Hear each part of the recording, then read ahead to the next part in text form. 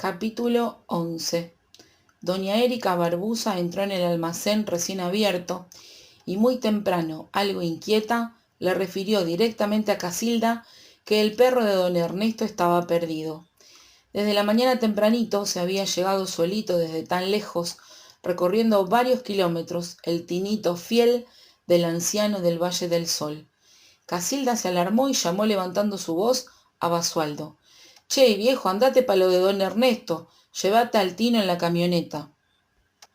El can se mostraba muy alicaído y agotado, juntando su cuerpo algo tembloroso a las piernas de doña Erika. Basualdo se acercó al animal y mirándolo fijamente dijo: «¿Qué te anda pasando, Chey Tino? ¿Qué anda tan tristongo? ¿Y el viejo Chey? ¿Te perdiste vos?» El animal, con lánguida mirada, solo mantenía su cabeza iniesta, tratando de apoyarla sobre las piernas de doña Erika y mostrando no desear separarse de su lado. «No, don Basualdo», dijo convencida doña Erika, «déjemelo. Vaya solo a ver si el viejo está enfermo o necesita algo. Yo me quedo con el choco, y dígale a ese viejo que no ande perdiendo sus bichos, y que el Tinito está conmigo. Comida y abrigo no le van a faltar». El perro se dejó acariciar por la mujer apegándose aún más a la anciana. Olga despertó con una sensación helada en su cuerpo. Notó sus ropas muy húmedas y le dolía todo su cuerpo. No daba crédito a lo que le sucedía, pero tomó conciencia de encontrarse en el suelo de la cocina. Intentó incorporarse con mucha dificultad y miró su reloj pulsera que le marcaba las 5. La ventana le ofrecía todavía la noche muy oscura, sin luna. Al ponerse de pie, sintió mareos, una sensación bastante vertiginosa. Pensó que estaba demasiado agotada y el estrés le había provocado un desmayo. Pero un dolor punzante suave le oprimía el tórax, lo que le recordó haber sentido horas atrás, un dolor agobiante pero que ahora le era más leve.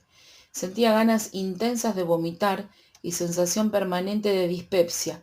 Se planteó que le haría caso a Alberto y se haría ese chequeo tan postergado. Se dirigió al baño y lo recorrió con una mirada rápida, dándose cuenta que no había revisado ese espacio de la casa. Mediante fuertes arcadas tuvo varios accesos de vómitos líquidos, expulsando solo el té de tilo bebido horas atrás, más contenido gástrico espumoso. Enjuagó el lavabo y abrió el botiquín que solo contenía cosméticos. El armario también, y algo desordenado, con envases vacíos y pomos de tintura a la mitad y algunos champúes y enjuagues sin terminar. Nada extraño, nada que le diera otra pista. De todos modos, no le interesaba investigar más nada. Deseaba darse un baño caliente. Pensó en que su marido, en pocas horas, se acercaría por la casa y juntos decidirían qué decirle y entregarle al comisario que vendría. Recordó de la noche el comentario de Alberto, apenas hacía unas horas. «A este comisario no lo conoces, Olga, irá otro, un comisario inspector y creo que otro responsable de la ruta 89, ¿sabes?» Sentía somnolencia y deseaba acostarse, pero no pudo sin antes abrir su cartera y extraer de allí el diario de Danmaris. Estaba ya decidida, se sentía como si una callosidad muy dura le cubriera el alma. Releyó desde su última página leída anteriormente cuando encontrara los textos alusivos a Alberto allá en la montaña. Trató de discriminar esas hojas sin escudriñar sus líneas hasta que encontró otro tema narrado días después. Todas eran historias de sus días más relevantes, con sus problemáticas en el trabajo, las envidias de sus compañeros, con los que solía tener algunos altercados. Finalmente, ahí se describían los sufrimientos terribles que gritaban esas líneas, las mismas que narraban la crueldad de Arnoldo, sus vejámenes, su dureza y su maltrato. Otra vez la angustia se apoderó de Olga, quien sentía aumentar su dolor precordial. «Arnoldo le pegaba y eso nunca me lo contó», dijo en voz alta, a modo de reproche. Notó que Danmaris evitaba todo aquello que le hiciera daño a ella, o quizás todo lo privado con lo que no deseaba implicarla, ignorando el porqué. Arnoldo le había dado una paliza fuerte, obligándola a entregarle el auto, porque no hacía las cosas por trámites derechos. El auto estaba inicialmente a nombre de su amiga, y los golpes la obligaron a hacer la transferencia a nombre de Arnoldo y ella. Sin embargo, Dálmaris le había dicho que era por miedo de confiscaciones por ser garante de los créditos de su novio. Ya era todo tan confuso que la escritura de la casa de la montaña sí estaba en nombre de Arnoldo. Se preguntó si sería a golpes también. Finalmente pudo corroborar que la escritura original estaba a nombre de los dos, pero la conservaba Dálmaris. Las terribles líneas narradas con detalles revelaban lo sucedido aquella noche. La última, en la que Arnoldo la había maltratado y obligado a concurrir a la escribanía para la cesión de derechos, poniendo la casa a nombre de los dos. Visto de esta manera, pensó Olga, lo más lógico sería el pensar en un Arnoldo asesino, porque los motivos sobraban. La pregunta retumbaba en la mente de Olga. ¿Qué tipo de amenazas recibiría de esa bestia, Dálmaris, presionándola para darle la casa? También le llamaba la atención el por qué, a esas alturas, Arnoldo no había aparecido exigiendo la propiedad, quizás visitarla, el llevar amigos o amantes, mientras que pese a pertenecerle también, no había aparecido durante esos últimos años. Al menos, Olga no había notado la presencia de ese hombre en los últimos tiempos, ni sentido nombrarlo por parte de su amiga. ¿Tendría Dálmaris alguna carta bajo la manga para frenar a su exnovio y evitar así su reclamo o hacer ejercicio de su posesión y derechos legales? Semejantes preguntas daban vueltas junto a todas sus dudas acumuladas hasta entonces. Continuó leyendo y llegó hasta las páginas que más le interesaban, las que relataban la llegada de su primo de Costa Rica, al que llamaba Jonah. Otra vez más, sorpresas para Olga.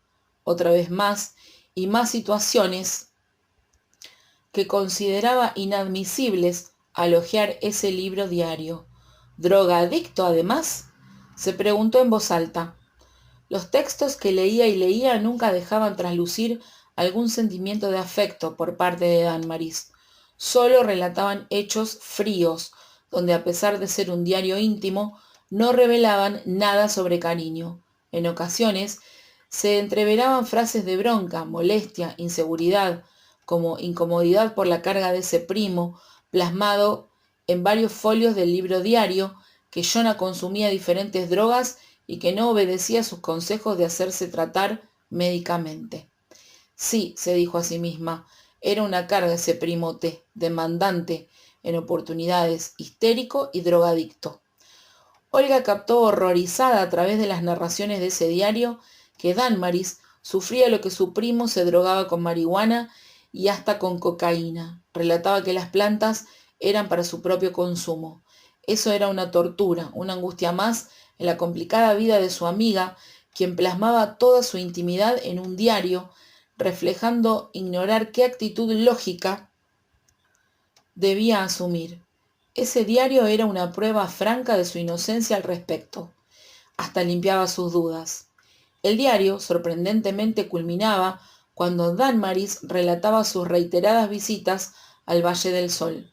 Allí, en las líneas finales del libro, había narrado vivencias cotidianas con Ernesto y Erika, que Olga supuso se trataba de los dos ancianos de las fotos. Aparentemente, cada vez que subía hasta el valle, visitaba a don Ernesto. Su primo era considerado por su amiga como hostil, pese a que ella manifestaba haberle llevado casi siempre, en la mayoría de las oportunidades comentadas, comida, rosquillas, pan casero, fiambre y carne congelada. Además, manifestaba por escrito la medicación específica para el tratamiento mixto que Jonah consumía por padecer SIDA, y las amenazas de su primo para que no le faltara tal medicación que lo colocara en riesgo de ingresar en alguna recaída. La inmunodepresión de Jonah sumaba más medicamentos que Dálmaris proveía, consiguiendo las recetas en la obra social donde trabajaba, surtiéndole de antibióticos, cremas antibióticas, preservativos y algunos complejos vitamínicos. Pero no encontraba a Olga nada evidenciable que le indicara dónde vivía o permanecía realmente ese primo Jonah, aún más teniendo en cuenta sus hábitos extraños. Quizás lo hacía solamente en la montaña. ¿Acaso bajaría ¿A la ciudad?, se preguntaba en forma reiterada. ¿Por qué tendría su amiga que llevarle comida esporádicamente? Los interrogantes quedaron así, bailando en su mente sin respuestas, pero el diario le servía para darse cuenta que existían dos personas claves con las que nunca había hablado hasta ahora, doña Erika Barbuza y don Ernesto Firone. Alberto se había pedido el día en el banco, quería estar presente cuando interrogaran a Olga y deseaba además echarle por curiosidad un vistazo último a la casa de Danmaris, que seguramente, al entregar sus llaves, pasarían a disposición de la justicia. El timbre sonó ronco, eran cerca de las 10 de la mañana de ese viernes, pero antes de eso ya Olga estaba levantado. Se había apenas recostado en un sillón del living, pues no deseaba dormir sobre la cama de su amiga. Había desayunado un café, al que le había agregado unas cucharadas de leche en polvo descremada. También había encontrado unas galletas en un tarro en la alacena. Lavó las cosas, ingresó al baño hasta donde le fuera necesario su uso, dándose una ducha. Se levantó nuevamente en la cocina. Tomó su cartera y repasó lo que se había guardado para sí.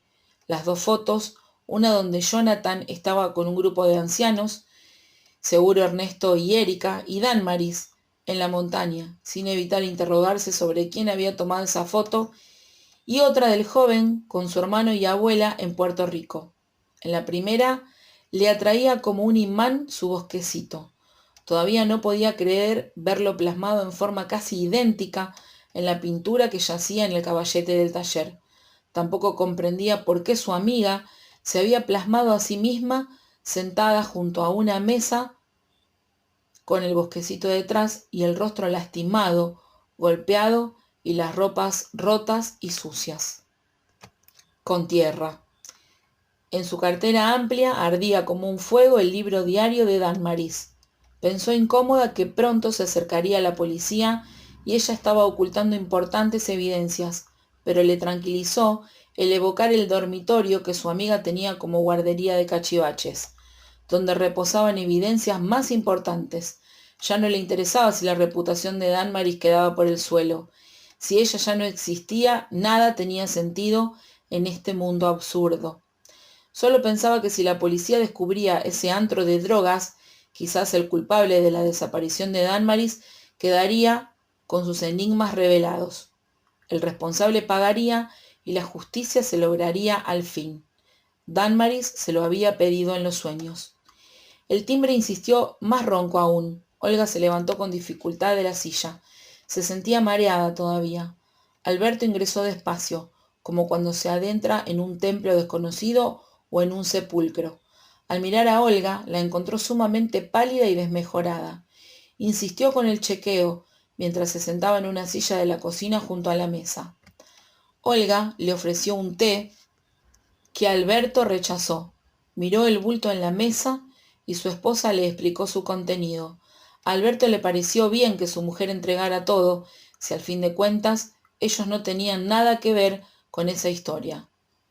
Pensó, ¿esa era la cartera de Danmaris, Olguita?, preguntó curioso. Olga dio cuenta de que no la había abierto siquiera. Asintió con un gesto y le pidió a su marido que se la pasara. Había quedado debajo de la bolsa que traía en la ropa planchada. Se dispuso a abrir el cierre de un bolso de cuero negro con herrajes de bronce muy bellos. En el interior habían varias cosas comunes a una cartera femenina, como un llavero con juego completo de llaves, documentos de Danmaris, tarjetas de crédito, tarjetas de la obra social, papeles de boletas de compra de farmacia que discriminaban el nombre de las drogas específicas para Jonah, haciéndola pensar que la policía creería que ella encima era sidosa. Ticket de las compras del supermercado que había realizado la noche anterior a su partida, un peine y algunos cosméticos. Extrajo las boletas de farmacia y las rompió en múltiples trocitos, colocándolos en el interior de su propia cartera. ¿Qué haces, Olgui? Quedamos en que no tocarías nada. ¿Qué eran esos papeles? Dejémosla ahí, pues no contiene nada interesante y me parece necesario la policía se quede con esas documentaciones para su probable anulación civil, dijo tranquila. El living de Danmaris le pareció a Alberto Parmucci de un aspecto muy acogedor. Lo estaba recorriendo, maravillándose con las obras de arte pictóricas que cubrían todas las paredes del salón principal de la casa. El buen gusto y el sentido artístico aplicado a toda la decoración le tenían subyugado, pese a que él se consideraba a sí mismo un hombre vulgar, pragmático, pero reconocía lo bello. Hasta las luminarias habían sido escogidas con sentido exquisito, en apliques, arañas y spot. Alberto sintió tristeza por la ausencia de esa amiga de su mujer, por todas sus cosas que ignoraba a dónde irían a parar. Y el desarme de aquellos objetos, bienes materiales, tan cuidadosamente elegidos, pero que tampoco formaban ni habían jamás constituido un hogar, porque a su entender simple, más bien le parecían un museo quizás o una galería de arte. Se sentó en un sillón individual de gobelino, quedando bien apoltronado mientras examinaba unas esculturas dispuestas sobre unas hornacinas en la pared opuesta. Pronto el sonido de una camioneta lo sobresaltó. Se dirigió hacia la ventana y descorrió suavemente la cortina más gruesa, tratando de observar el exterior a través del visillo más transparente y entre los espacios lineales que dejaban las celosías. Se sorprendió al descubrir estacionando a una camioneta Toyota azul oscura de la policía de Mendoza y detrás un auto policial Renault Symbol. No imaginaba tantos efectivos de seguridad, si al fin y al cabo ellos iban a entregar la casa. Comenzó a sentir latir su pecho con un aleteo incontrolable dentro de él. Percibió miedo, un temor irracional, provocado por la visión de una fuerza poderosa de aspecto temible. Afortunadamente, esta vez había ingerido con el desayuno losartán para su hipertensión. Recordó de inmediato una anécdota de su infancia en la cual se había perdido la cartuchera de un compañero en quinto grado y la maestra, cerrando el aula, los instó a todos a dejar sus maletas o portafolios sobre el escritorio para dedicarse a revisarlos buscando al culpable de la sustracción. Alberto, con su corta edad, tenía temor, un susto totalmente irracional, a que la maestra encontrara la cartuchera en sus portafolios, pese a que no había sido él el culpable, pero la situación de tensión y revisado le provocaba esa inseguridad y ese miedo incontrolables. Ahora parecía lo mismo, se sentía como investigado por algo comprometedor otra vez. El timbre ahora sonó más ronco aún. Olga se había quedado nuevamente dormida sobre la mesa de la cocina, con el rostro descompuesto y algunas lágrimas resbalando por él. El sonido repentino la sobresaltó y al despertar bruscamente le sobrevino una vez más el dolor punzante precordial. Mientras trataba de recuperarse de la taquicardia leve y la respiración acelerada, caía en la cuenta de la situación, pues la policía ya estaba en la puerta. Todo había terminado al fin.